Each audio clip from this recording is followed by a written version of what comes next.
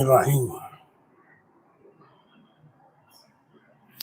سیدی شیخی عبدالرحیم و فاروق و مسیح اللہ امام وقت خیش دہ مرا اشرف علی از بحر جاہ شیخنی بحر امداد بنور حضرت عبدالرحیم عبد باری عبد محمدی و محب اللہ شاہ ابو سعید ہم نظام الدین جلال و عبد قدوس احمدی ہم محمد عارف و ہم عبد حق شیخ جلال شمس الدین ترک علاء الدین فرید جودنی قطب الدین و ہم معین الدین و عثمان و شریف ہم بمودود و ابو یوسف محمد احمدی بو اسحاق و ہم بممشاد و حبیرہ نامور ہم حذیفہ ابن ادم ہم فضیل مرشدی عبد واحد ہم حسن بصری علی فخردی سید الکونین فخر العالمی بشرا نبی پاک کن قلب مراد و خیال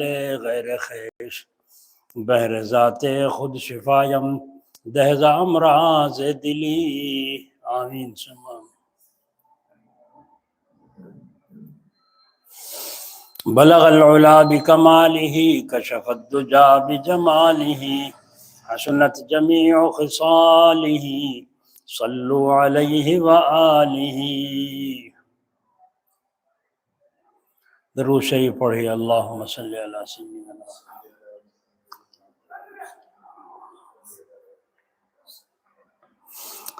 بسم اللہ الرحمن الرحیم۔ حضرت ابراہیم کی دعا میں کن کن باتوں کو ایمان کے لیے ضروری کہا گیا ہے؟ فرماتے ہیں اے اللہ ہماری اولاد میں ایک رسول بھیجیے جن کی صفت یہ ہو کہ ان لوگوں کو آپ کے احکام سنائیں، اور اس رسول کی یہ شان ہو کہ ان کو خدا کی کتاب اور دین کی باتیں سکھائیں اور ان کو بری عادتوں سے پاک صاف کریں۔ بے شک اے اللہ آپ قدرت والے ہیں اور حکمت والے ہیں کہ ہر کام حکمت کے موافق کرتے ہیں، یعنی آپ کا ہر کام میں مصلحت ہوتی ہے، اور ایسا رسول بھیجنے میں بھی اللہ تعالیٰ کی مصلحت ہے، تو آپ اس کو ضرور قبول فرمائیں گے۔ اس آیت کے ترجمے سے معلوم ہو گیا ہوگا کہ رسول کی تین صفتیں اس آیت میں بیان کی گئی ہیں، اور ان رسول سے مراد ہمارے حضور صلی اللہ تعالیٰ علیہ وسلم ہے، کیونکہ یہ دعا حضرت ابراہیم علیہ السلام اور اسماعیل علیہ السلام دونوں کی ہے، اس لیے ضرورت ہے کہ یہ رسول ان دونوں کی اولاد میں ہو۔ اور حضرت ابراہیم علیہ السلام کی اولاد میں اگرچہ اور بھی بہت نبی ہوئے ہیں، لیکن وہ حضرت ابراہیم کے دوسرے صاحبزادے حضرت اسحاق علیہ السلام کے سلسلے میں ہوئے ہیں۔ جو اسماعیل علیہ السلام آپ کے سلسلے کے بیٹے ہیں، اس سلسلے میں صرف ہمارے حضور صلی اللہ علیہ وسلم ہی ہیں، کیونکہ جب ابراہیم علیہ السلام کی جو اولاد حضرت ابراہیم کے سلسلے سے ہوئی ہے، اس میں ہوئے ہمارے حضور کہ اور کوئی رسول نہیں ہوا، اس لیے اس دعا میں آپ ہی مراد ہوئے۔ اور رسول کے بھیجنے کی دعا اس وجہ سے کی کہ رسول کے واسطے سے دین اچھی طرح سیکھ سکتے ہیں، ورنہ یہ بھی ہو سکتا تھا کہ اس طرح دعا کرتے اے اللہ ان کو پاک کیجیے اور ان کو کتاب دیجیے اور ان کو قبول کر لیجیے، مگر اس طرح دعا نہیں فرمائی، بلکہ یوں کہا اے اللہ ہماری اولاد میں ایک رسول بھیجیے جن کی یہ صفت ہو کہ ان لوگوں کو آپ کے احکام سنائیں، اور یہ شان ہو ان کو کہ آپ کی کتاب سکھائیں اور ان کو پاک کریں۔ تو رسول کے ذریعے سے احکام کے سکھانے کی اور پاک کرنے کی دعا کی، اسی وجہ سے بے رسول کے اچھی طرح دین کی باتیں نہیں سیکھ سکتے۔ لیکن آج کل اکثر عوام اور بعض سمجھدار لوگوں کی بھی یہ حالت ہو گئی ہے کہ وہ نبیوں کی سکھائی ہوئی بات کی اتنی قدر نہیں کرتے جتنی کسی بزرگ کی سکھائی بات کی قدر ہوتی ہے۔ میرے استاد مولانا فتح محمد صاحب رحمۃ اللہ علیہ کے پاس ایک آدمی آیا اور اپنی تنگ دستی اور قرضے کو بیان کیا کہ کوئی دعا بتلا دیجیے قرض ادا ہو جائے۔ تو مولانا نے فرمایا کہ یہ پڑھا کرو اللہم اکفنی بحلالک عن حرامک واغننی بفضلک عمن سواک، اور یہ دعا سکھا کر ساتھ ہی یہ بھی فرمایا کہ یہ دعا حدیث پاک میں آئی ہے۔ بس حدیث کا نام سن کر اس آدمی کی کیفیت یہ ہوئی کہ ٹھنڈا پڑ گیا، اور کہنے لگا حدیث میں تو بہت سی دعائیں آئی ہیں، آپ اپنے پاس سے کوئی چیز بتلائیے جو سینہ بسینہ چلی آتی ہو۔ یہ بے ادبی کا کلمہ سن کر مولانا کو بہت غصہ آیا، اور آپ نے فرمایا حضور صلی اللہ علیہ وسلم کی سکھائی ہوئی بات کو چھوڑ کر دوسروں کی سکھائی ہوئی کو پسند کرتا ہے۔ آپ نے دیکھا ہوگا کہ جو نمازی اور عبادت کرنے والے جاہل ہوتے ہیں، وہ جن شوق سے وظیفہ یا نفلیں پیر کی بتائی ہوئی پڑھتے ہیں، قرآن شریف اور 5 وقت کی نماز کو اس شوق سے نہیں پڑھتے۔ ایک آدمی نے مجھ سے بڑے فخر سے کہا، اگرچہ وقت کی نماز قضا ہو جائے لیکن حضرت پیر کا بتایا ہوا وظیفہ کبھی قضا نہیں ہوتا۔ اس کے معنی تو یہ ہے کہ حضور صلی اللہ علیہ وسلم سے اس قدر تعلق نہیں ہے، اور جس قدر پیر صاحب سے ہے کس قدر بےہودہ بات ہے۔ اگرچہ یہ ضروری ہے کہ پیر سے تعلق نہ ہو تو حضور سے بھی کم تعلق ہوگا، یہ بات ضروری ہے۔ اگر پیر سے تعلق نہ ہو تو حضور سے بھی کم تعلق ہوگا، لیکن یہ تو نہیں ہو سکتا کہ پیر کا تعلق حضور کے تعلق سے بھی بڑھ جائے۔ غرض یہ ہے کہ پیر کا بنانا ضروری ہے، اپنے کسی شیخ کا بنانا، اس کا مرید ہو کر چلنا ضروری ہے تاکہ رسول سے پورا تعلق پیدا ہو۔ غرض حضرت ابراہیم علیہ السلام نے رسول بھیج کر دین سکھلانے کی دعا فرمائی۔ اس میں ایک حکمت یہ بھی ہے کہ انسان کی طبیعت اس قسم کی ہے کہ دوسرے انسان کو کوئی کام کرتا ہوا دیکھ کر خود بھی وہی کرنے لگتا ہے، یعنی ان کو ایک نمونے کی حاجت ہوتی ہے۔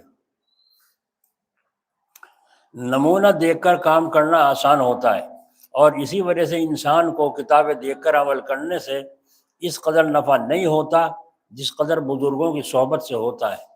یہ ایسی چیز ہے کہ ہر آدمی کو اس کی ضرورت ہے۔ اکثر لوگ اپنی اولاد کے لیے تمام آسائشوں کی فکر کرتے ہیں، مگر اس کی ذرا پرواہ نہیں کرتے کہ ان کو صحبت نیک حاصل ہو، بلکہ اکثر ایسے لوگوں سے پڑھواتے ہیں جن کے استادوں کی عادتیں خود ہی خراب ہو جاتی ہیں، اور سمجھتے ہیں اگرچہ یہ بد اخلاق ہیں لیکن ہماری اولاد کا ابھی بچپن ہے، ان سے پڑھوانے میں کیا حرج ہے۔ حالانکہ تجربے سے یہ معلوم ہوا کہ اگر بچے کی حالت میں پہلے ہی خرابی آ گئی تو آخر تک وہ خرابی رہتی ہے۔ ایسوں سے پڑھوانے میں بڑا نقصان یہ ہوتا ہے کہ بچوں کی عادتیں بالکل خراب ہو جاتی ہیں۔ ایسے استادوں سے ہرگز بچوں کو نہیں پڑھوانا چاہیے، اس پر لوگوں کو ذرا توجہ نہیں۔ ہمارے یہاں ایک مکتب کے ملا ہیں، ان کی نسبت سنا گیا ہے وہ اپنے شاگردوں کو دوسرے ملا کے یہاں بھیجتے ہیں کہ جا کر ان کے مکتب کی چٹائیاں توڑ ڈالیں، چٹائیاں پھاڑ کے آ جاؤ۔ بتلائیے، جب بچپن ہی میں یہ حالت ہوگی تو بڑے ہو کر ان کی کیا درستی ہوگی؟ مگر اس پر بالکل خیال نہیں کرتے، بلکہ اکثر تو یہ کہتے ہیں بچہ وہی ہے جو شوق ہو، حالانکہ شوقی دوسری چیز ہے اور شرارت دوسری چیز ہے۔ غرض ایک انسان دوسرے انسان کو دیکھ کر سبق لیتا ہے، جو حالت دوسرے کی دیکھتا ہے وہی خود اس کے اندر پیدا ہوتا ہے۔ یہاں مدرسے میں جو باہر کے طالب علم رہتے ہیں، ایک طالب علم تھا، جب دیوالی کی رات آئی تو میں نے کہا جب تو پہلے تھا کہاں مدرسے میں تو وہاں دیوالی کو کیا کرتے تھے؟ میں نے پوچھا کچھ عمل بتاتے ہوں، کچھ کام بتاتے ہوں، کچھ کام ہوگا؟ تو اس نے کہا کہ جی میرے استاد نے کہا تھا جاؤ کہیں ہاتھ مار لاؤ، آج جو ہاتھ آج لگ جائے گا سارے سال یہ موج رہے گی۔ سمجھے؟ تو میں کہا پھر تو نے کیا کیا؟ کہنے میں گیا ایک عورت کے کھرلے میں مرغی تھی، مرغا تھا، کہ میں اسے چپکے سے پکڑ رہا، منہ اس کا بھینچ لیا، رک کے نہ دے، اور لا کے استاد کو دے دیا۔ استاد نے ذبح کر کے اسے کھایا، تجھے بھی دیا تھا؟ کہاں ایک بوٹی مجھے بھی دی تھی، ایک بوٹی مجھے بھی دی تھی، دیکھو حرام کھا رہا ہے اور حرام بچوں کو کروا رہا ہے دیوالی کی رات میں، تو بچے سنوریں گے بگڑیں گے اس رات میں ایسے استاد کی صحبت میں۔ مجھے خوب یاد ہے کہ میں اپنے گھر کے لوگوں کو علاج کرانے کے لیے ایک حکیم صاحب کے پاس لے گیا۔ ان کو میں نے دیکھا بے حد بردبار تھے، حالانکہ بے حد نازک مزاج تھے، تو میں چونکہ روزانہ ان کے پاس جاتا اس لیے میرا بھی غصہ کم ہو گیا۔ حکیم صاحب کے پاس جانے کی وجہ سے میرا بھی غصہ کم ہو گیا، اتنے تحمل والے، اتنے بردبار تھے۔ میں نے غور کر کے جو دیکھا تو معلوم ہوا کہ صرف ان کے پاس بیٹھنے کا یہ اثر ہے، تو بہت اچھا طریقہ حالت درست کرنے کا صحبت ہے۔ اب لوگ سمجھتے ہیں کہ بچے اپنی عمر کو پہنچ کر خود ہی سنبھل جائیں گے، یہ غلط ہے، بلکہ جب بچہ بولنے پر قدرت بھی نہیں رکھتا اسی وقت سے اس کے دماغ میں دوسروں کی باتیں، تمام باتیں جمنا شروع ہو جاتی ہیں اور ان کا اثر پڑتا ہے۔ اسی واسطے عقل مندوں نے لکھا ہے کہ بچوں کے سامنے کوئی بے تمیزی کی بات نہ کرنا چاہیے۔ بچوں کے سامنے کوئی بے تمیزی کی بات نہ کرنا چاہیے، چھوٹے بچوں کے سامنے بے تمیزی کی بات نہ کرنا چاہیے۔ ایک عقل مند عورت نے یہ کہا کہ 5-6 برس کے بعد بچہ اصلاح اور درستی کے لائق نہیں رہتا۔ دیکھو، ایک عورت سمجھدار تھی، وہ کہتی ہے 5-6 برس کے بعد بچہ اصلاح اور درستگی کے لائق نہیں رہتا، بلکہ اس عمر تک اس کے اندر ہر حالت پکی ہو جاتی ہے۔ اور وہ عقل مند عورت یہ بھی کہتی تھی کہ اگر پہلے بچے کو درست کر دے تو اس کے بعد کے سب بچے اسی سانچے میں ڈھل جائیں گے۔ پہلا بچہ اگر بگڑ گیا تو سارے بچے اسی طرح بگڑیں گے۔ غرض معلوم ہو گیا ہوگا کہ صحبت کا کیا اثر ہے۔ تو اللہ تعالیٰ کی بڑی رحمت ہے، ابراہیم علیہ السلام سے یوں دعا کرائی کہ ان میں ایک پیغمبر بھیجیے، اور حق تعالیٰ نے حضور صلی اللہ علیہ وسلم کو رسول بنا کر بھیجا تاکہ آپ ہمارے لیے نمونہ ہوں۔ سو بعض نے تو خود کو دیکھا ہے اور بعض نے آپ صلی اللہ علیہ وسلم کے حالات سن کر آپ کی حالت معلوم کی ہے، اور اسی طرح سے ہم نے بھی آپ کے حالات معلوم کیے، اور اسی سے یہ بھی معلوم ہوا کہ جب آپ ہمارے لیے نمونہ ہیں تو ہم سے قیامت میں پوچھا جائے گا تم اس نمونے کے موافق بن کر کیوں نہیں آئے۔ اس کی ایسی مثال ہے جیسے ہم کسی درزی سے اچکن سلوائیں اور نمونے کے لیے اپنی اچکن اس کو دیں، تو اچکن دینے کے معنی یہی تو ہوتے ہیں نا کہ اس نئی اچکن کی کاٹ تراش، سلائی وغیرہ سب پہلی اچکن کے موافق ہو۔ اگر ایسا نہ ہو بلکہ تراش وغیرہ میں فرق ہو جائے تو درزی پر غصہ کیا جاتا ہے کہ کپڑے کا ناش کر دیا۔ تو جو برتاؤ آپ نے اس درزی سے کیا اسی کے لیے آپ حق تعالی شانوں کے سامنے تیار ہو جائیے۔ اللہ تعالیٰ بھی آپ سے نمونے کے بارے میں پوچھے گا، بتاؤ تم مسلمان تھے، حضور کا نمونہ دکھاؤ، تمہارا چہرہ کیسا ہے، تم لباس کیسا پہنتے تھے۔ اور سوچ لیجئے جب آپ خدا تعالیٰ کے سامنے کھڑے ہوں گے اور حضور کے نمونے پر پورے نہ اتریں گے تو کس قدر سخت غصے کے لائق ہوں گے۔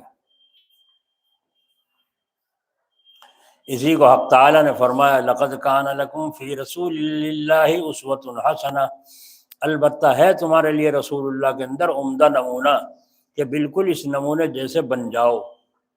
نماز ایسی ہو جیسے حضور صلی اللہ علیہ وسلم کی نماز تھی، اور روزہ بھی وہی ہو، نکاح شادی کا طرز بھی وہی ہو، اسی طرح ہر چیز میں وہی طرز ہو جو حضور صلی اللہ علیہ وسلم کا طرز تھا۔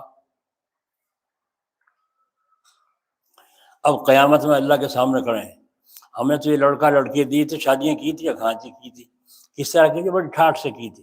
حضور کے نمونہ دکھاؤ تمہارے پاس شادی کا کیا ہے، کیا کسی بچی کی شادی تم نے حضور کے طریقے پر کی ہے؟ اب چپ ہوگا، جب چپ ہوگا تو عذاب کے مستحق ہو گیا نہ ہو گیا۔ بس معلوم ہو گیا ہم کو لباس میں بھی حضور کی پیروی کرنا چاہیے، اور اس کا مطلب یہ ہے کہ جن کپڑوں سے حضور نے منع فرمایا ہے ان میں سے کوئی کپڑا ہمارے بدن پر نہ ہو، اور جس طریقے سے منع کیا ہے اس طریقے پر نہ ہو۔ بس جب ہمارے پاس یہ نمونہ موجود ہے تو اگر ہم اس کے موافق نہ ہوئے تو خدا تعالی ہم سے اس کا سوال کریں گے۔ اسی طرح اللہ تعالیٰ نے شادی کا ایک نمونہ ہم کو دکھلا دیا، یعنی حضرت فاطمہ زہرا رضی اللہ عنہا کی شادی، کہ اس میں نہ مہمان آئے تھے، نہ لال خط گیا تھا، نہ ڈوم گیا تھا، نہ نائی، نہ کسی کے واسطے سے پیغام بھیجا، بلکہ پیغام خود دولہا صاحب لے کر اپنا گئے تھے۔ آری آواز؟ نمونہ حضرت عمر ابو بکر اور حضرت نے ان کو سمجھا کر بھیجا تھا۔ اول حضرت فاطمہ کے واسطے حضرت عمر نے پیغام دیا تھا، لیکن ان کی عمر زیادہ ہونے کی وجہ سے حضور نے عذر فرما دیا۔ اللہ اکبر! صاحبو، غور کرنے کی بات ہے کہ حضور صلی اللہ علیہ وسلم نے ہم کو کیسی کیسی گہری باتوں سے خبردار فرمایا ہے۔ حضرت ابو بکر حضرت عمر سے انکار فرما کر آپ نے یہ بتلا دیا کہ اپنی اولاد کے لیے شوہر کی ہم عمری کا لحاظ بھی ضرور کرو، ہم عمری کا لحاظ بھی ضرور کرو۔ اور ایک نوجوان عورت کی شادی ایک بوڑھے مرد سے ہو گئی تھی، وہ کہتی تھی جب وہ میرے سامنے آتے ہیں تو مجھ کو بہت شرم آتی ہے، اور یوں معلوم ہوتا ہے جیسے دادا آ گیا ہو۔ وہ کہہ رہی وہ جوان عورت، بوڑھے مرد سے شادی ہو گئی۔ اکثر عورتیں عمروں میں فرق ہو جانے کی وجہ سے آوارہ ہو جاتی ہیں، کیونکہ شوہر سے ان کا حق ادا نہیں ہوتا، دل نہیں ملتا۔ تو بتلائیے رتبہ اور بزرگی میں حضرت ابوبکر حضرت عمر سے زیادہ کون ہوگا؟ لیکن حضور صلی اللہ علیہ وسلم نے صرف عمر میں فرق ہونے کی وجہ سے انکار فرما دیا۔ جب دونوں صاحبوں کو اس شرف سے نا امیدی ہوئی تو ان دونوں نے حضرت علی سے کہا کہ حضور نے ہم دونوں سے تو اس خاص وجہ سے انکار فرما دیا، تم کم عمر ہو، بہتر ہے کہ تم پیغام دو۔ جو لوگ حضرت ابوبکر حضرت عمر پر الزام رکھتے ہیں کہ ان دونوں کو حضرت علی سے عداوت تھی، وہ اسی قصے میں غور کریں کہ اس سے عداوت معلوم ہوتی ہے یا محبت۔ غرض حضرت علی تشریف لے گئے اور جا کر خاموش بیٹھ گئے۔ آپ صلی اللہ علیہ وسلم نے فرمایا مجھے معلوم ہے کہ جس غرض سے تم آئے ہو، اور مجھے اللہ تعالیٰ کی طرف سے حکم ہوا ہے کہ میں فاطمہ کا نکاح تم سے کر دوں۔ منظوری کے بعد حضرت علی تو چلائے، منظوری ہو گئی، خاموش۔ ایک روز حضور صلی اللہ علیہ وسلم نے 2-4 صحابہ کو جمع کر کے خطبہ پڑھ دیا اور نکاح پڑھ دیا۔ چونکہ حضرت علی نکاح کی مجلس میں موجود نہ تھے، دیکھو حضرت علی حضور کی مجلس میں، نکاح کی مجلس میں موجود نہ تھے، اس لیے حضور صلی اللہ علیہ وسلم نے یہ بھی فرما دیا کہ اگر علی منظور کر لیں، خطبہ پڑھ کے یوں فرما دیا اگر علی منظور، وہ تو ہے نہیں وہاں، منظور کرو، وہ کیا منظور کیا؟ نہیں، بلکہ حضرت علی ہے ہی نہیں وہاں نکاح پڑھتے وقت میں، اور فرمایا اگر علی منظور کر لیں۔ حضرت علی کو جب خبر ہوئی کہ حضور نے تمہارا نکاح کر دیا، اور یوں فرمایا اگر آپ نے منظور کیا، اس کے بعد آپ نے فرمایا میں نے منظور کیا، ہو گیا اب نکاح۔ ایجاب اور قبول، ایجاب و قبول کے لیے بارات گھر کرائے پہ لیے جاتے ہیں اور لمبے چوڑے کام پھیلائے جاتے ہیں، اور قاضی کو نکاح پڑھانے کے لیے بھی وہیں بارات گھر میں بلانا پڑتا ہے۔ مسجد میں خود جانا شرم کی بات ہے ان کے لیے۔ حضور اکرم صلی اللہ علیہ وسلم نے ام ایمن کے ساتھ حضرت فاطمہ کو حضرت علی کے گھر روانہ کر دیا، یہ ساتھ والی تھی، نہ ڈولنا تھا نہ بارات تھی۔ اگلے دن حضور صلی اللہ علیہ وسلم حضرت علی کے گھر خود تشریف لائے اور حضرت فاطمہ سے پانی مانگا، انہوں نے اٹھ کر پانی دیا۔ آج ہم نے اس سادگی کو بالکل ہی چھوڑ دیا۔ نکاح کے بعد ایک مدت تک دلہن منہ پر ہاتھ رکھے بیٹھی رہتی ہے، اور وہ اس قدر پابند بنائی جاتی ہے کہ نماز وغیرہ کچھ نہیں پڑھ سکتی۔ کس قدر بے حیائی کی بات ہے، عورتیں منہ دیکھ کر منہ دکھائی دیتی ہیں، تو آج کل تو پابندی کی یہ حالت ہے۔ اور حضرت فاطمہ رضی اللہ عنہا نے اگلے ہی دن گھر کا کام شروع کر دیا۔ غرض اول حضرت فاطمہ سے پانی منگایا، پھر حضرت علی سے فرمایا پانی لاؤ، وہ بھی لائے۔ اس سے معلوم ہوتا ہے جب حضرت فاطمہ پانی لائی تھی اس وقت حضرت علی بھی موجود تھے۔ اب عورتیں اس کو بالکل ناسمجھ، ناجائز سمجھتی ہیں۔ اسی طرح کی اور بھی جہالتیں ہیں۔ چنانچہ عورتوں کا یہ بھی خیال ہے کہ شوہر کا نام لینے سے نکاح ٹوٹ جاتا ہے، اور سمجھتی ہیں کہ شوہر کا نام لینا بالکل ناجائز ہے، مگر عورتوں کو اس کا کچھ خیال نہیں ہوتا۔ نام لینا تو بے ادبی اور ناجائز ہے، اور شوہر کے سامنے زبان چلانا اور اس سے لڑنا یہ بے ادبی اور ناجائز نہیں۔ جب نام لینا بے ادبی اور گناہ ہوگا تو یہ باتیں بھی تو ضروری گناہ ہوں گی، پھر شوہر کے سامنے کیوں زبان چلاتی ہیں اور اس سے کیوں لڑتی ہیں؟ بعض عورتیں تو نام لینے سے اتنا پرہیز کرتی ہیں کہ اگر قرآن میں بھی وہ لفظ آ جائے تب بھی اس کو نہیں پڑھتی کہ شاید قرآن میں ان کے شوہر کا ہی نام لکھا ہوا ہے۔ اور اس سے بھی بڑھ کر یہ کہ بعض عورتیں اس کے شوہر کا نام بھی نہیں لیتی، لیکن معلوم نہیں کہ یہ ساری باتیں تو ناجائز ہو گئیں، اور شوہر کو گستاخی کرنا شوہر سے، عورتوں کا آپس میں گالیاں دینا، یہ لڑنا بھڑنا، یہ کیسے جائز ہو گیا؟ اس سے بالکل نہیں بچتی۔ غرض حضور اکرم صلی اللہ علیہ وسلم نے شادی کر کے بھی دکھلا دی۔ ایک عورت کے شوہر کا نام تھا رحمت اللہ، جب سلام پھیرتی تھی وہ کہتے السلام علیکم حمیدہ کے ابا، وہ رحمت اللہ نہیں کہتی تھی، شوہر کا نام ہے۔ کسی نے کہا ہے کیا کری تو وہ رحمۃ اللہ کے ہیں تو ان کا نام ہے، تو ان کا نام نماز میں کہاں سے آ گیا؟ ان کا نام اس کے منہ پہ لگ رہا ہے۔ تو حضور اکرم صلی اللہ علیہ وسلم نے شادی کر کے بھی دکھلا دی، اور حضور نے غمی کر کے بھی دکھلا دی۔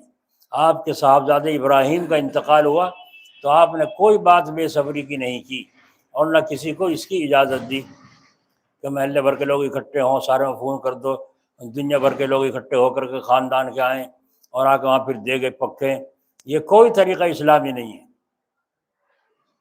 جب فون کر دیا تو انہیں آنا پڑے گا، کام چھوڑ کے آنا پڑے گا، جیب خرچ ہوگا اور گھر سے بے گھر ہوں گے، آنے کے بعد پھر تمہارے ذمہ میں کھانا پڑے گا۔ کتنی مصیبت دوسروں کو تم نے کھڑے کر دی ایک فون کر کے، اور کسی کو اس کی اجازت دی؟ صرف آنسو نکلے حضور صلی اللہ علیہ وسلم کے، اور یہ فرمایا اے ابراہیم ہم تمہاری جدائی کے سبب اے ابراہیم غمگین ہیں،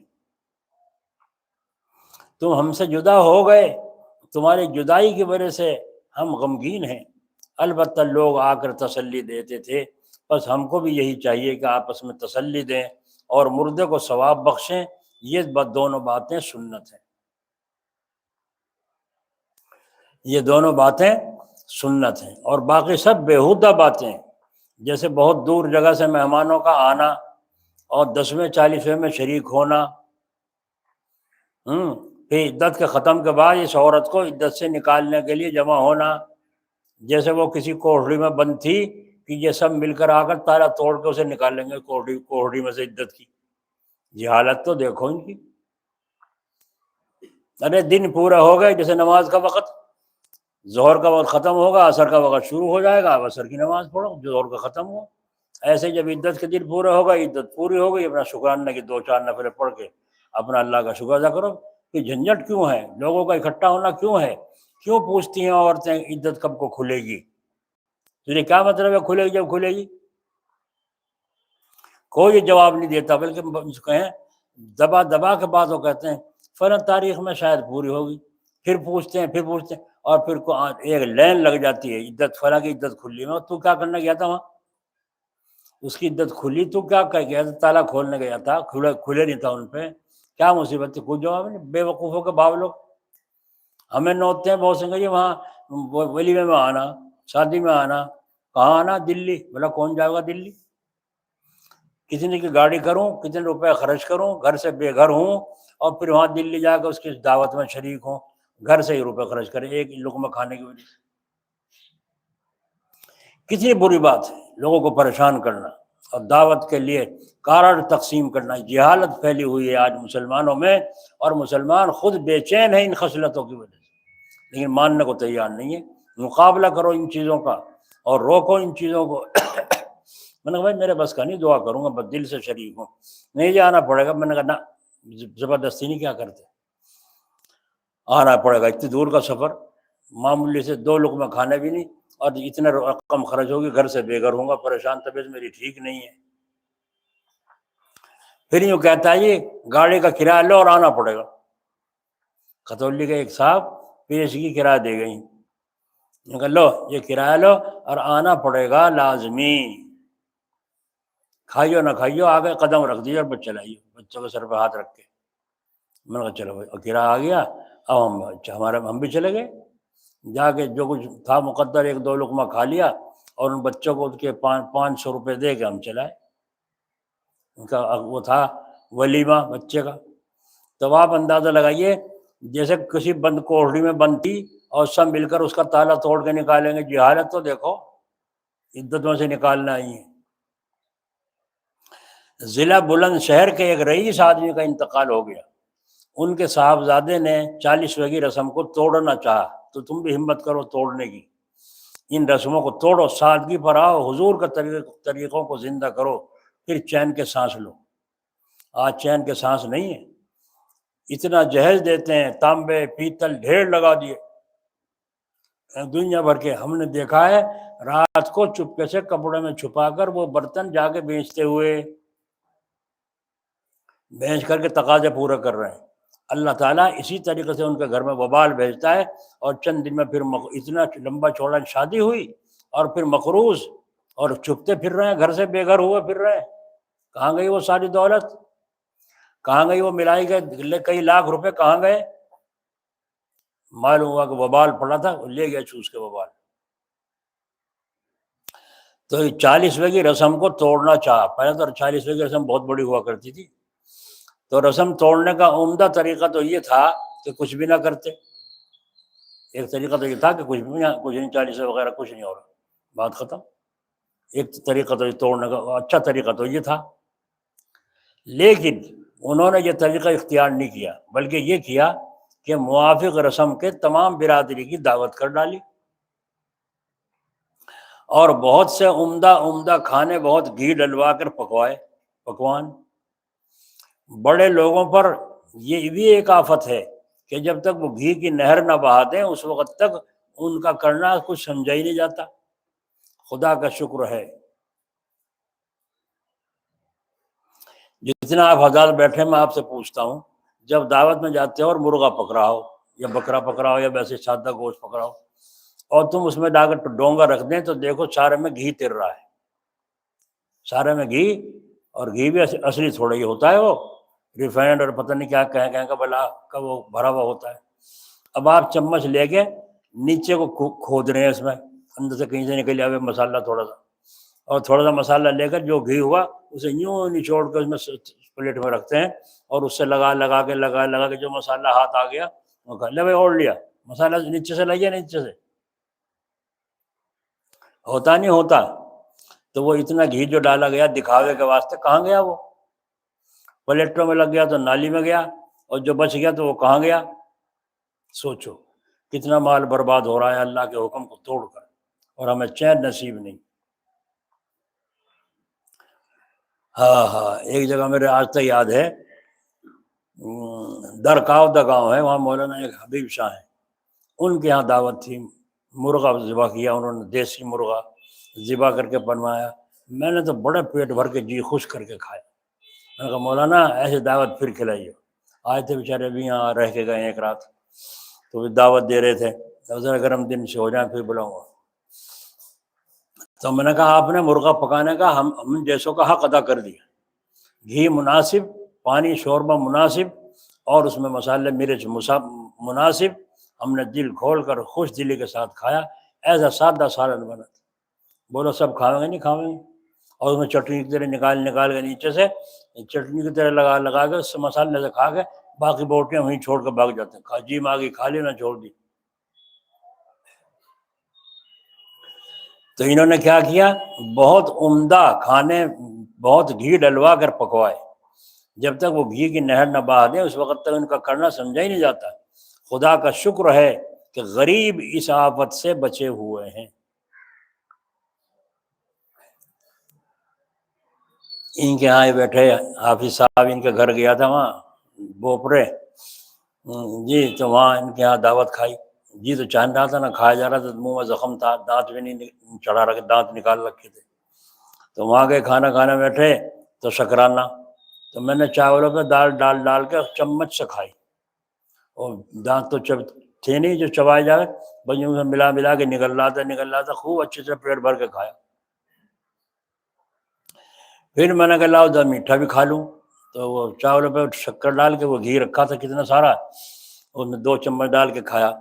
ایک اس میں شکر کی گٹھلی سی وہ گرا، اس میں آ گئی ڈلی، اب وہ منہ میں نہ چبتی نہیں، دانتوں سے چبا کرے چبتی نہیں، اسے نکالنی پڑی، لیکن مزہ آ گیا کھا کر۔ ہم جو سوچے تھے میں ہی پاگل ہو رہا تھا، باہر آ کے دیکھا جہاں کھانا پک رہا تھا وہاں ایک آدمی چمچ لیے خالی دال ہی دال کھا رہا تھا پلیٹ میں رکھ۔ دیکھو غریب لوگ کیسے مزے میں ہیں، یہ امیر جتے چٹکارتے پھر رہے ہیں۔ خدا کا شکر ہے کہ غریب اس آفت سے بچے ہوئے ہیں۔ میں جب ڈھاکے گیا تو وہاں معلوم ہوا کہ یہاں سیر بھر گوشت میں سیر بھر گھی کھاتے ہیں ڈھاکے میں۔ میں نے کہا صاحب گھی کوئی زیادہ کھانے کی چیز نہیں ہے، ایک سیر گوشت میں 1 سیر گھی اصلی پیتے ہیں کھاتے ہیں۔ تو میں نے کہا یہ گھی زیادہ کھانے کی چیز نہیں ہے، ورنہ جنت میں گھی کی بھی ایک نہر ہوتی۔ جنت میں 4 نہریں بتائی قرآن کریم میں، دودھ کی نہر، شہد کی نہر، پانی کی نہر اور شرابن طہورا کی نہر، 4 نہریں بتائی ہیں تو فیہا انہار من لبن لم یتغیر طعمہ وانہار من خمر لذۃ للشاربین وانہار من عسل مصفی۔ غرض یہ کہ اس رئیس زادے نے خوب گھی ڈلوا کر کھانا تیار کرایا۔ جب سب لوگ جمع ہو گئے تو ہاتھ دھلوا کر کھانا چنوا دیا، سب کے سامنے رکھ دیا، اور سب کو بٹھا کر کھانے کی اجازت دینے سے پہلے سب کا آگے آ گیا تو کہتے ہیں بسم اللہ پڑھو، یہ بھی تو کھاتے ہیں۔ تو پہلے وہ سب سے اجازت دینے سے پہلے کہنے لگا صاحبو، آپ کو معلوم ہے کہ میرے والد ماجد کا انتقال ہو گیا ہے، اور ظاہر ہے کہ والد ماجد کا سایہ سر سے اٹھ جانا بڑے بھاری رنج کا باعث ہوتا ہے، تو صاحبو کیا یہی انصاف ہے؟ ایک تو میرا باپ مرے، اوپر سے تم لوگ مجھے لوٹنے کے لیے جمع ہو گئے ہو، تم کو کچھ شرم بھی آتی ہے نہیں آتی؟ یہ کیا۔ اس کے بعد کھانا کہا شروع کیجیے۔ اب کیسے شروع کریں؟ چھنکا تو لگ گیا سب کے منہ پہ، کیسے شروع کریں؟ لیکن سب لوگ اسی وقت کھانا چھوڑ کر اٹھ گئے، اور یہ رائے ہوئی کہ ان رسموں میں علیحدہ بیٹھ کر غور کرنا چاہیے۔ چنانچہ بہت سے آدمی جمع ہوئے اور سب نے مل کر ان رسموں کو موقوف کر دیا، اور وہ کھانا جو پکا تھا کسی نے نہیں کھایا، سب کا سب فقیروں اور غریبوں میں بانٹ دیا گیا۔ توڑ دی رسم؟ نہیں توڑ دی، توڑی نہیں توڑی، تم تو نہیں توڑ سکتے، تم جیسے نچاوے گا سمدھی سے ناچو گے، جیسے سمدھی نچاوے گا ایسے ناچیں گے۔ ہمارے پاس یہ قصبہ کیرانہ ہے، وہاں کے ایک حکیم صاحب فرماتے تھے کہ میرے پاس ایک گجر آیا، اس کا باپ بیمار ہو رہا تھا، وہ کہنے لگا حکیم صاحب جس طرح ہو سکے اب کی مرتبہ تو اس کو اچھا ہی کر دیجیے، میرے باپ کو اچھا ہی کر دیجیے جس طرح بھی ہو سکے، کیوں کہ قحط بہت ہو رہا ہے، اگر بوڑھا مر گیا تو مرنے کا تو ایسا غم نہیں، مگر چاول بہت مہنگے ہیں، برادری کو کس طرح کھلاؤں؟ ویسے باپ کا مرنے کا غم نہیں، چاولوں کا فکر ہو، اگر مر گیا تو کہاں سے لاؤں گا اتنا چاول؟ یہ آپ کو تو ٹھیک کر ہی دیے میرے باپ کو۔ خلاصہ یہ ہے کہ حضور صلی اللہ علیہ وسلم ہمارے لیے نمونہ ہیں، اس لیے ہر حالت میں ہم کو غور کرنا چاہیے۔ صحابہ سے، حضور صلی اللہ علیہ وسلم سے کوئی بات ثابت نہیں کہ حضرت ابراہیم کا یا کسی بچے کا، بچی کا، عورت کا انتقال ہوا ہو صحابہ کے یہاں اور انہوں نے حج جمعرات کو مسلی کھلائے ہوں۔ تم کیوں کھلاتے ہو؟ جمعرات کو کیوں قید لگا رکھی ہے تم؟ جمعرات کو کھلاؤ گے، دعوت کرے جمعرات کو، مرغوں کی دعوت جمعرات کو کیوں؟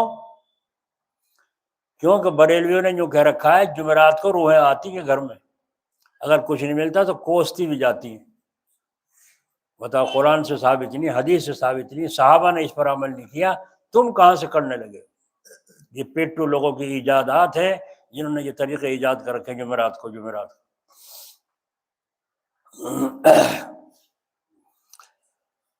اچھا، مر گیا کوئی، کھانا کھلا دیا، پھر اگلی جمعرات کو، بیچ میں کوئی ذکر نہیں اس کا مرے کا، مطلب یہ ہے بھائی 8 دن کی عادت ڈال لے، اب تو جمعرات کو بھیجا کریں گے، بس کھانے کی عادت جمعرات کی ڈال لے۔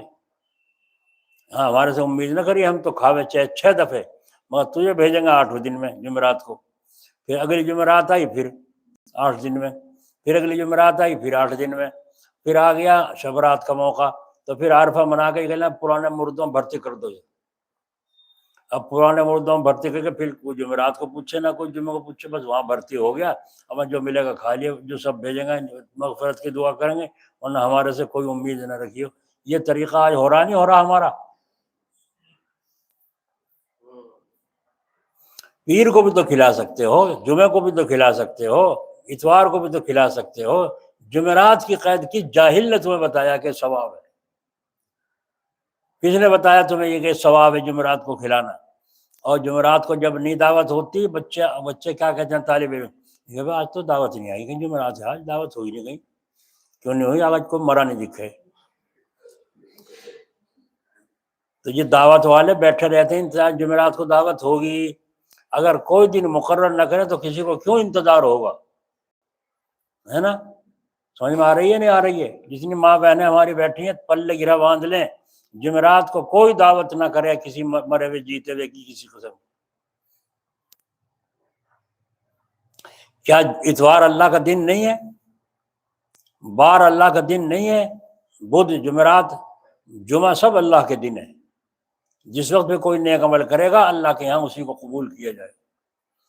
تو حضور صلی اللہ علیہ وسلم ایک درزی کے یہاں تشریف لے گئے، دعوت تھی درزی کے یہاں، آپ اس کے یہاں تشریف لے گئے اور حضرت انس آپ کے ساتھ تھے۔ وہ درزی کھانا سامنے رکھ کر کپڑا سینے بیٹھ گئے۔ آ رہی آواز؟ کھانا سامنے رکھ کے حضور کے اپنا آپ کپڑا سینے بیٹھ گئے اور کھانے کا دھیان کرتے رہے، کچھ چیز کمی تو نہیں۔ آج کل تو اس کو بدتمیزی سمجھتے ہیں کہ مہمان کو چھوڑ کر اپنے کام میں لگ جائے، اور اعتراض کرتے ہیں مہمان کے سر پر جم کر کھڑا کیوں نہیں ہوا؟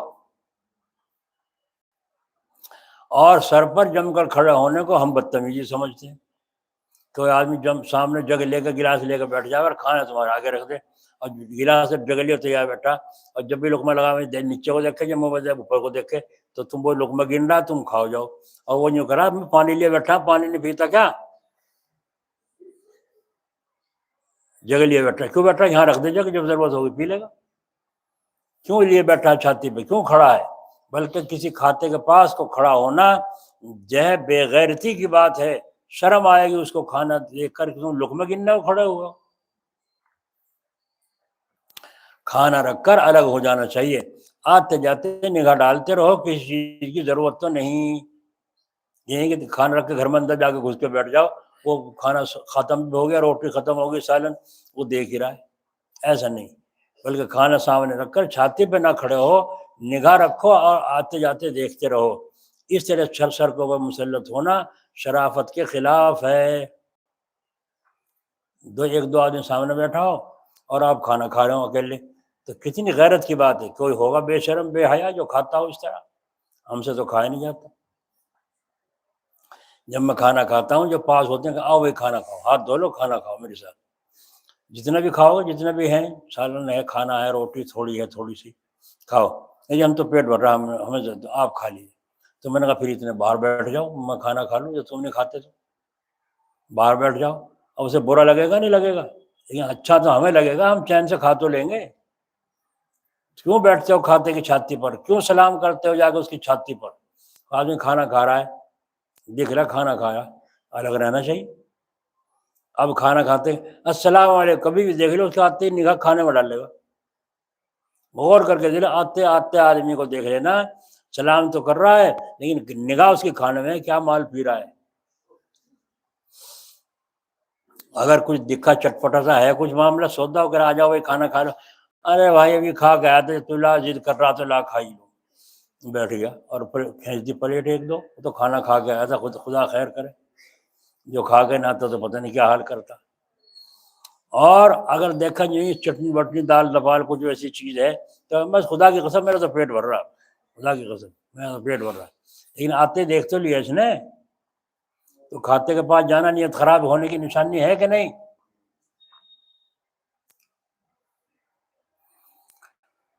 ہاں، لباس میں آتا ہے، یوں سمجھ میں آتا ہے کہ جن باتوں کا نام آج کل تمیز رکھا ہے ان لوگوں کا کام ہے جن کو کوئی کام نہ ہو۔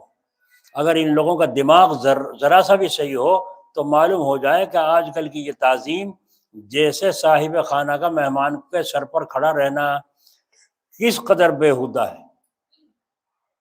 مجھے تو یہ اس قدر گراں گزرتا ہے جس کی حد نہیں، یوں معلوم ہوتا ہے جیسے سر پر کوئی پہاڑ رکھ دیا ہو۔ اسی طرح اکثر لوگ اپنے نوکروں کو حکم کرتے ہیں تم کھڑے رہو، میں کہتا ہوں اس طرح کھڑے رہنے سے ان امیروں کا دل نہیں گھبراتا، اور دل نہ بھی گھبرائے مگر ان بیچاروں کے بیٹھ جانے سے ان کی عزت کون سی گھٹ جاتی ہے جو ان غریب نوکر کو بٹھا دیں، تو ہم کھانا کھا رہے ہیں تم کھڑے رہو۔ بلکہ نوکروں کے سامنے کھڑے رہنے سے غرور کی بیماری پیدا ہوتی ہے، اپنے آپ کو بڑا سمجھنے کی بیماری پیدا ہوتی ہے۔ تو جو آدمی اپنے کو بڑا سمجھے گنہگار ہے کہ نہیں ہے؟ بولو۔ غرور اللہ تعالیٰ اور بندے کے درمیان میں ایک بڑا پردہ ہے، جس کے اندر غرور ہوگا بیچ میں ایک پردہ ہے۔ غرض اللہ تعالیٰ کو یہ بات بالکل ناپسند ہے کہ انسان بت کی طرح بیٹھا رہے اور نوکر اس کے سامنے کھڑے رہے۔ خلاصہ یہ ہے کہ مہمان کے سر پر جمع کھڑے رہنا کوئی تمیز کی بات نہیں ہے۔ اب چونکہ کھانے میں بھی بہت سے تکلف ہونے لگے ہیں، اس لیے کوئی ایسا کرے جیسا اس درزی نے کیا تو لوگ اس کو بے تمیز بتلائیں گے، تو حضور تو سامنے کھانا کھا رہے ہیں اور یہ امتی ہو کر کھانا آگے رکھ کر اپنا سینے بیٹھ گیا۔ تو حضرت انس کہتے ہیں کہ حضور صلی اللہ علیہ وسلم کدو گوشت میں پکا ہوا تھا، کدو کے ٹکڑے تلاش کر کر کے انگلیوں سے شوربہ تھا، اس طرح تلاش کر کے کھا رہے تھے۔ حضور کی رغبت کدو کی جانب دیکھ کر اس روز سے مجھے بھی کدو سے محبت ہو گئی۔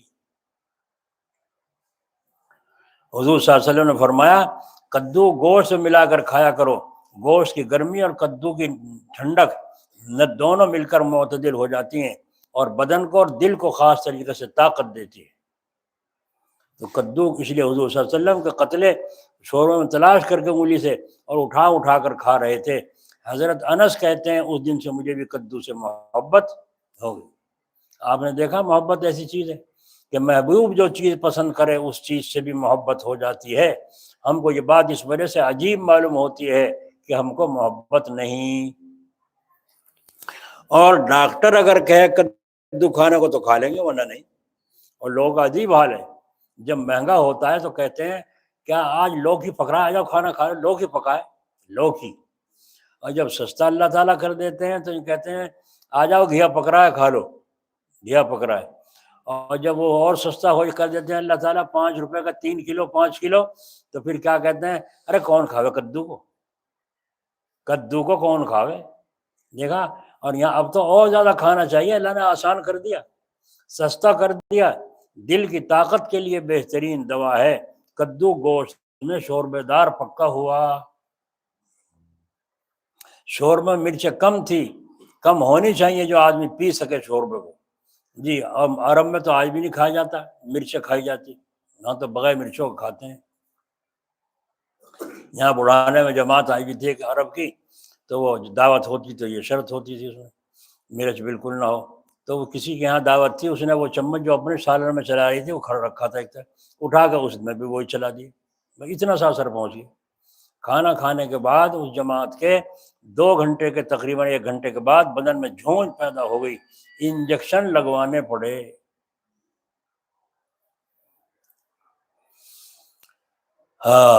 لکھنؤ کے مولانا جو حضرت تھانوی رحمۃ اللہ علیہ کے خلیفہ بھی ہوئے ہیں، تو وہ وہاں گئے، افریقہ یا امریکہ کہاں گئے، کسی نے نواب صاحب کے یہاں دعوت تھی، تو وہاں بغیر مرچوں کا سالن۔ اب بہترین قسم کے کھانے پک آ رہے ہیں، مگر بغیر مرچوں کے ان کے نزدیک ساری چیزیں خاک۔ اب 1 دن کھا لی، 2 دن کھا لی، 3 دن کھا لی، کہاں تک کھاؤں؟ اجے میں تو چل رہا ہوں اپنے وطن کو، مجھے تو جی نہیں لگ رہا۔ آؤ چلو وہاں جا کے گاڑی میں بٹھا کے حضرت کو وہاں باغیچے میں گھما کے لاؤ۔ نواب کا باغ تھا بڑا لمبا چوڑا، باغ میں گھما کے لاؤ۔ تو باغ میں لے گئے نوکر، اور جا کے حضرت ٹہلتے پھر رہے ہیں، دیکھتے پھر رہے ہیں کیا کیا لگ رہا ہے، کیا کیا ہو رہا ہے۔ ایک طرف کونے میں باغ میں ہری مرچوں کا پیڑ کھڑا تھا، اس پہ ہری مرچ بھی آ رہی تھی چھوٹی چھوٹی۔ بس مولانا کی تو جیب پانی دے گئی ایک دم سے، اور توڑ کے ہری مرچ چبانی شروع کر دی اپنے منہ میں۔ یا اللہ تیرا شکر ہے منہ کی جال تو ٹوٹیں گے آج، منہ چبانے لگے کچی۔ اب وہ نوکروں نے دیکھا ہے ہندی مولوی کیا کھا رہا ہے، جا کے دیکھا تو وہ تو مرچ کھا رہے ہیں۔ ہو ہندی مولوی نے زہر کھا لیا، ہندی مولوی نے زہر کھا لیا، تو چیخ مار کار میں بھاگے، نواب صاحب کو ڈاکٹر کو بھیجا، ڈاکٹر نے آ کے دے انجیکشن، دے گولی، دے پانی کا پانی پینا، دوائیاں، الٹے کرنے کے لیے الٹیاں کر رہے ہیں، برا حال ہو رہا ہے۔ جب وہ الٹے ہو گئے، ہان و تانو ہو گئے، پریشان ہو گئے، جی گھبرا گیا، تو ڈاکٹر کہا اب تو بدن میں گرماہٹ سا نہیں ہے، کہ میرے گرماہٹ نہیں ہے کچھ بھی، ٹھیک ہوں میں۔ ٹھیک ہے، اچھا وہ ٹھیک بیٹھ گئے۔ نواب صاحب بھی آ گئے اور عملہ اکٹھا ہو گیا، بھر گیا باغ۔ کہا بھائی مولوی صاحب کو کیا سوچی تھی؟ حضرت آپ ہمارے ذمہ ہو کر جا پتے کہ یہاں آپ نے کیا زہر کھا لیا تھا، کس نے کہہ دیا تھا؟ جب خوب سنتے غصہ آ گیا مولانا، اور مولانا نے فرمایا ابے تم زہر بتا رہے، یہ تو ہم روزانہ ایک مہینے میں 1 کلو کھاویں کم سے کم، زہر جیسے تم بتا رہے ہیں۔ میرے تو جی یوں لگا تھا مجھے کھانا نصیب، آج مجھے دکھ کے میرے منہ کا ذائقہ کھولنے کے لیے میری جان مصیبت میں دے دی۔ چکر تو نہیں، چکر تو تھا نہیں، اب آ گئے چکر، ہم کھو دیا مجھے تم نے۔ تو دیکھا مرچیں اتنی نقصان کی چیز ہیں، مگر خوب کھاتے ہیں لوگ، خوب کھاتے ہیں، کھاتے بھی منہ جلتا ہے، سی بھی کرتے رہتے ہیں اور کھاتے رہتے ہیں، اور اس کا جو نقصان ہوتا ہے اس کی خبر نہیں۔ اگر محبت ہو تو محبوب کی ہر ادا پیاری ہوتی ہے، ورنہ محبت وہ چیز ہے کہ محبوب کی ہر ادا محبوب ہو جاتی ہے۔ اس زمانے میں ایک مثال، اس کی مثال عزت ہے، جس کی آج کل عزت اور بڑائی مانی جاتی ہے، اسی کے طرز پر لوگ چلنے لگتے ہیں۔ معتبر طریقے سے معلوم ہوا ہے کہ ہندوستان میں ایک بادشاہ لنگڑا کر چلتا تھا، تو جو لوگ فیشن کے شوقین تھے انہوں نے بھی لنگڑا کے چلنا شروع کر دیا تھا بادشاہ کی نقل میں۔ اسی طرح ایک بادشاہ کی داڑھی گاؤ دم تھی، گائے کی طرح، پونچھ کی طرح، تو لوگ مدت تک اسی قسم کی داڑھی رکھتے تھے، بلکہ شاید یہ دعا کرتے ہوں کہ ہماری داڑھی ہی اسی قسم کی پیدا ہوا کرے اور ہم لنگڑے ہو جائیں۔ تو دیکھیے عزت اور عظمت کی وجہ سے اس زمانے میں لوگوں نے دوسری قوموں کا سا لباس پہننا شروع کر دیا۔ اس کی ایسی پابندی کی کہ مولوی منع کرتے کرتے تھک گئے، لیکن لوگوں پر کچھ اثر نہ ہوا، حالانکہ اس میں کوئی ضرورت بھی نہیں ہے، نہ چھوڑنے میں کوئی معذوری ہے۔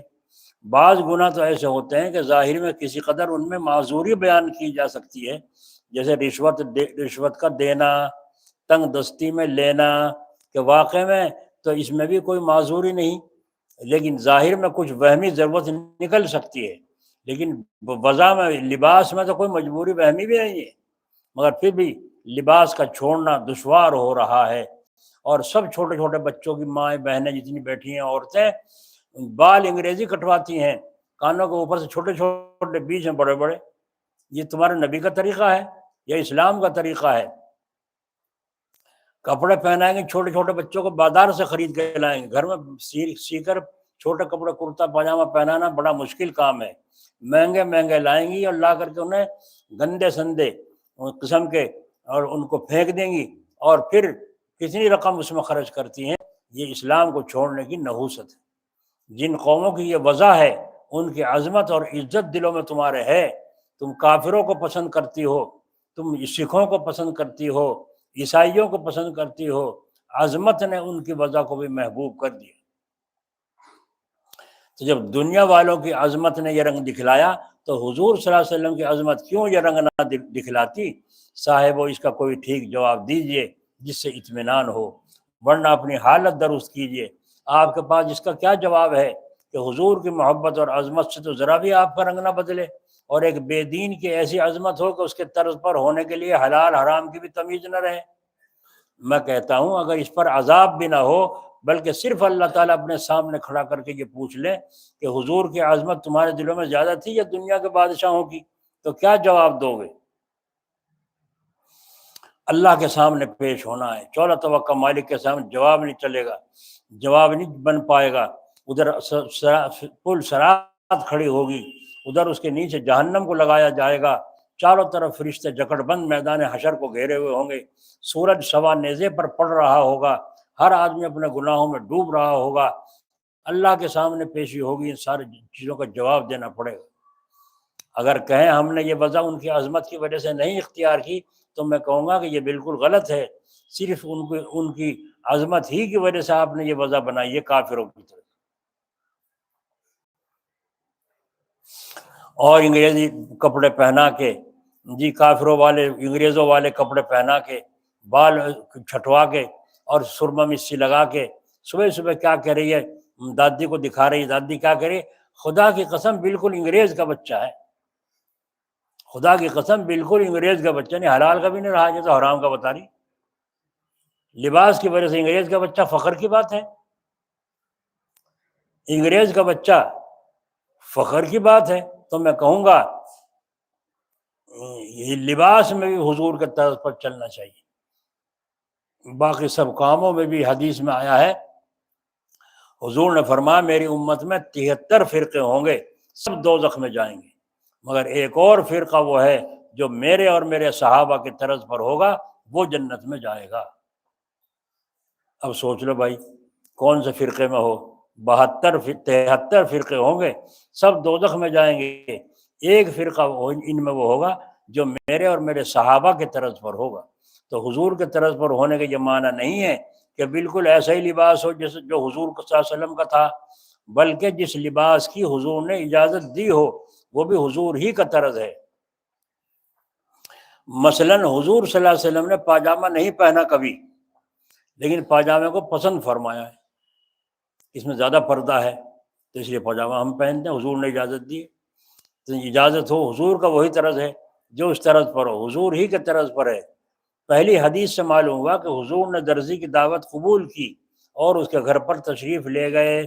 ہماری خدا جانے کیا شان بڑھ گئی ہے کہ ہم غریبوں کے ہاتھ جاتے ہوئے تو شرم کرتے ہیں، بلکہ ان کو بلاتے ہوئے بھی شرم آتی ہے۔ اکثر دیکھا گیا ہے جو لوگ بڑے بڑے عہدوں پر ہیں وہ اپنی برادری کے غریب لوگوں کو اپنے پاس بلانے اور ان کے پاس بیٹھنے سے شرم کرتے ہیں، ہے نا۔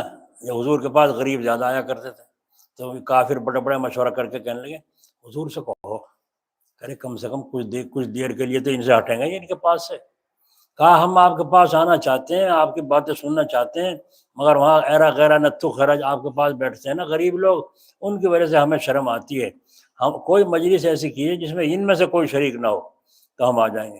حضور تیار ہو گئے کہ اچھا اس بہانے سے ہی یہ تو اپنے ہیں، ان کو کہہ دوں گا اتنا تم نہ آئیے ہو یا آنے کے نہیں، اور حضور کی بات سن کر کیا خبر ہے ہدایت پر آ جائیں۔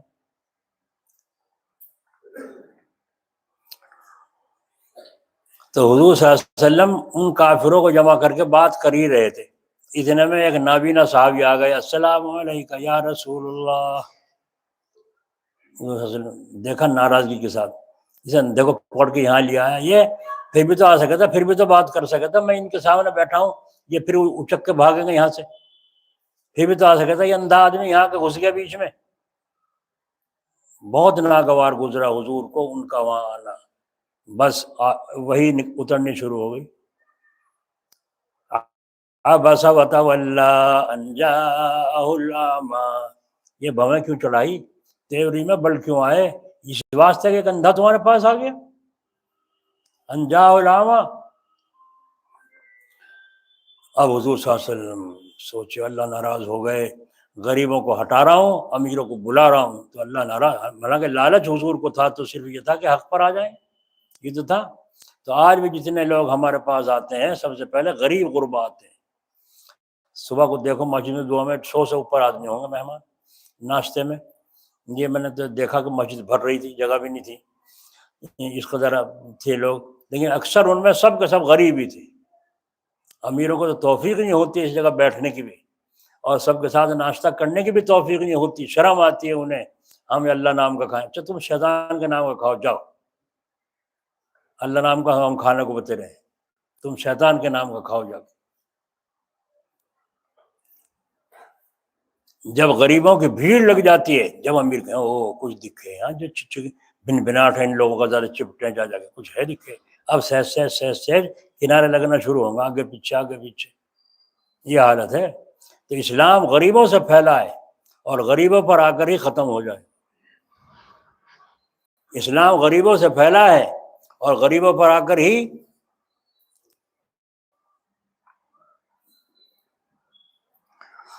حضور ہی کی طرف ہماری خدا جانے کیا شان بڑھ گئی اور گھٹ گئی۔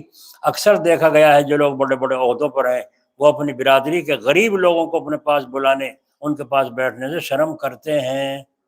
حضور صلی اللہ علیہ وسلم کو دیکھیے، آپ ایک غریب آدمی کے یہاں تشریف لے گئے، کس کے درزی کے دعوت خانے۔ اگر کوئی کہے حضور تو خود بھی غریب ہی تھے، خدا کی پناہ، تو سمجھ لو حضور صلی اللہ علیہ وسلم نے اپنی خوشی سے غریب رہنا اختیار کیا تھا، آپ مجبوری کی وجہ سے غریب نہ تھے، اور فقیر وہ ہے جس کی فقیری مجبوری سے ہو۔ حضرت ابراہیم بن ادم نے بادشاہت چھوڑ دی تھی تو کیا انہیں فقیر کہا جائے گا؟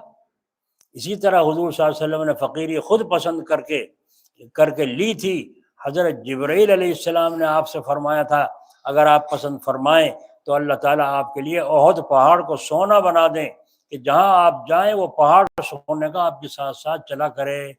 تو آپ نے فرمایا اے جبرائیل، میں تو یہ چاہتا ہوں کہ ایک دن پیٹ بھر کر کھاؤں اور ایک دن بھوکا رہوں، میں تو یہ چاہتا ہوں۔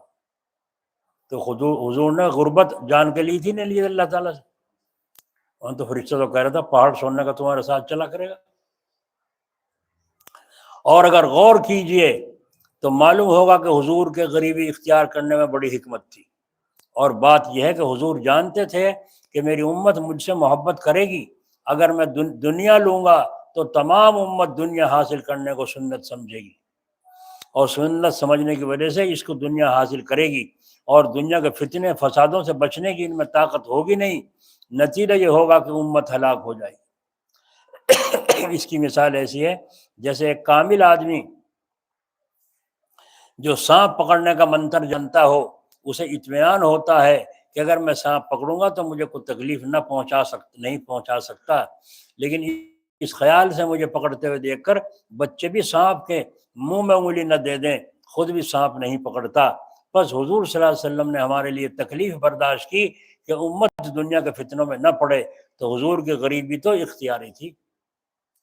حضرت عیسیٰ علیہ السلام نہیں، حضرت شیخ سعدی رحمۃ اللہ علیہ بہت بڑے عالم اور بزرگ گزرے ہیں، ان کی کتاب مدرسوں میں پڑھائی جاتی ہے، پڑھائی جاتی ہے، کریمہ ہے، گلستہ ہے، بوستہ ہے، یہ پڑھائی جاتی ہیں مدرسوں میں۔ اتنے بڑے عالم تھے، لیکن سادگی کا یہ عالم تھا، ایک جوتے نہیں ٹوٹ گئے، بالکل پیروں میں جو پیروں میں پہننے کے قابل بھی جوتا نہیں رہا۔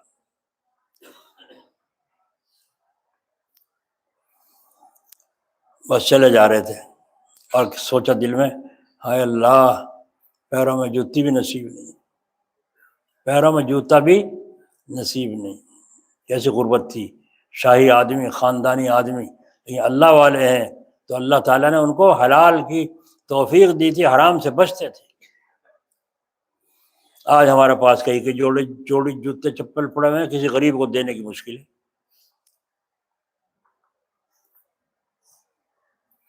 آگے سے دیکھا ایک آدمی، اس کے پیر ہی نہیں ہے، اس کے پیر ہی نہیں ہے، اور بیچارہ پڑا ہے بت کی طرح۔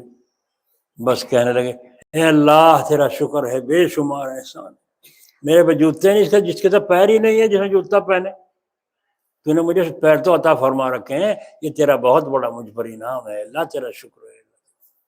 ہوگی قدر نہیں ہوگی ننگا پیر رکھی کہ اللہ تعالیٰ کی مرضی یوں ہی ہے ننگا پیر پھرانے کی، تو ننگا پیر پھروں۔ عبرت کے لیے ایک آدمی پیدا کر دیا جس کے پیر ہی نہیں ہیں، تو آپ نے فرمایا اللہ تیرا شکر ہے، میرے پیر تو ہیں، اس کے تو پیر بھی نہیں ہیں جس نے جوتی پہنے۔ تو اس لیے حضور نے غربت اختیار کی تاکہ میرے امتی دنیا کے فتنوں میں نہ پڑیں، تو حضور کی غریبی اختیاری تھی۔ اس پر مجھے حضرت شاہ معالی صاحب رحمۃ اللہ علیہ کی حکایت یاد آئی۔ آپ کے یہاں اکثر فاقہ ہوا کرتا تھا۔ ایک مرتبہ ان کے پیر ان کے گھر آ کر مہمان ہو گئے، اس روز بھی اتفاق سے فاقہ تھا۔ حضرت شاہ ولی اللہ، حضرت شاہ ابو المعالی مکان پر تھے نہیں، گھر کے لوگوں نے پڑوس سے قرض منگانا چاہا، لیکن وہاں سے قرض بھی نہ ملا۔ کئی جگہ آدمیوں کو بھیجا، لیکن سب جگہ سے انکار ہو گیا، ادھار کہیں سے نہ ملا۔ جب ان کے پیر نے کئی بار آدمی کو آتے جاتے دیکھا تو دریافت فرمایا، معلوم ہوا کہ آج گھر میں فاقہ ہے اور میں ادھار لینے جاتا ہوں، جس کے یہاں بھیجتی ہیں وہاں جاتا ہوں، وہیں سے انکار ہو جاتا ہے۔ تو پیر صاحب نے کچھ پیسے نکال کر اپنے پاس سے دیے اور فرمایا کہ جاؤ بازار سے اناج لے کے آؤ اور لاؤ تو مجھے دکھلانا۔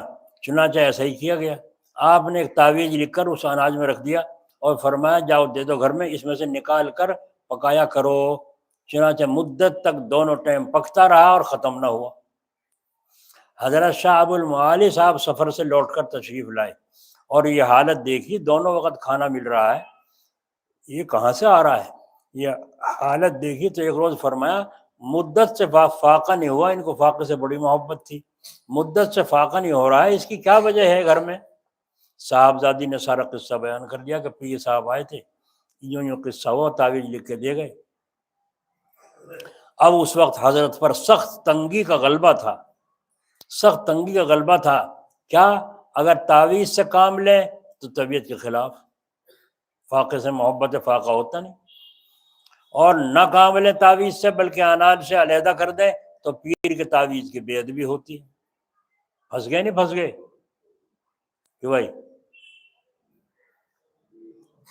مگر شاہ ابو المعالی تو کامل ولی تھے، ایسی بات سوچی کہ بے ادبی بھی نہ ہوئی اور طبیعت کے خلاف بھی نہ کرنا پڑا۔ آپ نے فرمایا کہ یہ تعویذ میرے پیر کا تبرک ہے، اس کو تو میں اپنے سر پر باندھوں گا۔ یہ کہہ کر اس کو تو اپنے سر پہ باندھ لیا اور اناج کے لیے حکم دیا اس سب کو صدقہ کر دو۔ دیکھو یہ آپ کے کامل ہونے کی وجہ تھی، دونوں باتیں جمع کر لی، تعظیم کی تعظیم رہی اس کی تعویذ کی، اور کام بھی ہو گیا۔ تو کامل لوگوں کی یہی شان ہوتی ہے۔ حاجی امداد اللہ صاحب رحمۃ اللہ علیہ کا واقعہ ہے، آپ بیٹھے ہوئے تھے، یہ مضمون بیان فرما رہے تھے، جس طرح راحت اور آرام نعمت ہے اسی طرح بلا بھی نعمت ہے۔ یہ بیان فرما رہے تھے مجلس میں، جس طرح آرام اور راحت اللہ کی نعمت ہیں اسی طرح بلا بھی نعمت ہے۔ اسی وقت میں ایک آدمی آیا، اس کا ہاتھ زخم کی وجہ سے خراب ہو رہا تھا، زخموں کی وجہ سے ہاتھ خراب ہو رہا، تکلیف میں تھا، اور کہا حضرت میرے لیے دعا فرمائی، بڑا پریشان ہوں۔ اس وقت میرے دل میں یہ خیال آیا، حضرت تھانوی رحمۃ اللہ علیہ فرما رہے ہیں، اس وقت میرے دل میں خیال آیا اب حضرت اس کے لیے کیا دعا کریں۔ اب تو یوں کہتے ہیں جیسے راحت آرام نعمت ہے، بلا بھی نعمت ہے، اور یہ یوں کہا دعا کر دو میں مرا۔ اب بلا کے دور ہونے کی دعا کریں تو نعمت کے دور ہونے کی دعا ہوئی نہ ہوئی؟ اب بلا نعمت بتا رہے ہیں۔ تو حضرت فرما رہے ہیں میں یہ سوچنے لگا اب دیکھو کیا دعا کریں گے۔ اگر تندرستی کی دعا کریں تب تو اپنی بات سے پھرنا پڑتا ہے، جو مجلس ہو رہی تھی کہ بلا بھی نعمت ہے، کیونکہ ابھی فرما چکے ہیں بلا بھی نعمت ہے، اور نعمت کے جاتے رہنے کی دعا کیسے کر سکتے ہیں؟ اور اگر اس کے لیے کچھ دعا نہ کریں گے تو اس آدمی کو رنج ہوگا، تو اس کی رعایت نہ ہوگی، اور کامل پیر کے لیے یہ ضروری ہے کہ ہر ایک کی رعایت کرے۔ تو حاجی صاحب نے فرمایا فوراً ہاتھ اٹھاؤ بھائی اور سب اس کے لیے دعا کریں کہ اے اللہ اگرچہ ہم کو معلوم ہے کہ یہ تکلیف بھی نعمت ہے، اگرچہ ہمیں معلوم ہے یہ تکلیف بھی، لیکن ہم لوگ اپنی کمزوری کی وجہ سے اس نعمت کو برداشت کرنے کی طاقت نہیں رکھتے، اپنی کمزوری کی وجہ سے اس نعمت کو برداشت کرنے کی طاقت نہیں رکھتے۔ اس نعمت کے بدلے تندرستی کی نعمت بخش دیجئے، اس نعمت کے بدلے میں تندرستی کی نعمت۔ بس حضرت نے دونوں باتوں کو جمع کر دیا، مصیبت کو نعمت بھی کہا اور اس کے جاتے رہنے کی دعا بھی کر دی۔ جیسے شاہ المعالی صاحب نے دونوں باتوں کو جمع کر دیا تھا، تعویذ بھی نکال لیا اور بے ادبی بھی نہ ہونے دی۔ تو جب حضور کے ادنا غلاموں کی یہ حالت تھی کہ خود فاقہ کرنے کی کوشش کرتے تھے، تو حضور کو کون فقیر کہہ سکتا ہے؟ ہمارے یہاں کی کاندلے کی ایک جماعت تھی، تو وہ جماعت میں تھے، تو جہاں بھی جاؤں دعوت ہو گئی وہ مسری کی دال، جو بھی دعوت کرنا ہے مسری کی دال۔ 8 دن ہو گئے، اپنا آپ تو پکانے نہ دیں لوگ وہاں گاؤں کے، اور دعوت کریں تو جس کی بھی جہاں دعوت ہے وہ مسری کی دال۔ دو تین ساتھی نے کہا کیا کریں، منہ خراب ہو گیا، ہم تو شہر کے چٹورے، اب یہاں آ کے پھنس گئے گاؤں میں، کیا کریں؟ تو مشورہ کہا دعا اللہ کے راستے میں دعا قبول ہو، کہاں دعا کرو، اے اللہ مسری کی دال کھاتے کھاتے منہ سڑ گئے، اے اللہ اسے ہٹا دے، کچھ اور دے دے، اس کے بدلے۔ اگلے وقت میں جب گئے دعوت میں تو وہاں مرغا، اللہ بڑا خوش ہوئے، بڑا جلدی قبول ہوئی دعا۔ اب تیسرے دعوت میں گئے وہاں بھی مرغا، 8 دن ہو گئے مرغا کھاتے کھاتے، دونوں وقت۔ اب مرغا سے جی گھبرا گیا، کہنا بھائی تو غضب ہو گیا، اب کیا کریں؟ کہا کیا کریں، اس سے جی مرغا دیکھتے جی پریشان ہو جا، اب کیا کریں؟ کہا تو امیر صاحب سے کہنے پڑے گا، پول کھلے گی۔ امیر صاحب یہ مرغا پتا کیوں مل رہا 8 دن سے؟ کیا ہوا؟ ہم نے یہ دعا کری تھی۔ اچھا تو اب اس سے کیا ہوا؟ اب اس سے جی گھبرا گیا، مرغا دیکھ کے جی خراب ہونے لگا، کیا آ گیا بلا سامنے، اب کیا کریں؟ کچھ اور بدلوائیں تو کس طرح کریں؟ اللہ کی نعمت تو سمجھ میں نہیں آ رہی بات بدلوانے کی۔ امیر صاحب نے یوں کہا یا اللہ اس نعمت کو دوسری نعمت سے بدل دے، یا اللہ اس نعمت کو دوسری نعمت سے بدل دے۔ ہم نے کہیں دعا کری، اگلے نمبر پر دعوت میں گئے پھر مسری کی دال۔ دیکھا بدل دی نہیں اللہ نے۔ اللہ تعالیٰ جو کیسا بیٹھا سن رہا ہے، ہمیں دکھتا ہی نہیں ہے کون سن رہا ہے کون نہیں سن رہا ہے، وہ تو ہر وقت دیکھ، سمیع بصیر، سنتا بھی ہے دیکھتا بھی ہے۔ ایک سیکنڈ کے لیے بھی ہم کہیں پردے میں اللہ سے غائب نہیں ہو سکتے۔ بھائی فلاں جگہ گھس جاؤ، اللہ میں نہیں دیکھ رہا، لحاف اوڑھ لو، اللہ نہیں دیکھ رہا، اللہ تعالیٰ ہر جگہ اسی طرح دیکھتا ہے، کوئی چیز اللہ کی رکاوٹ نہیں ہے۔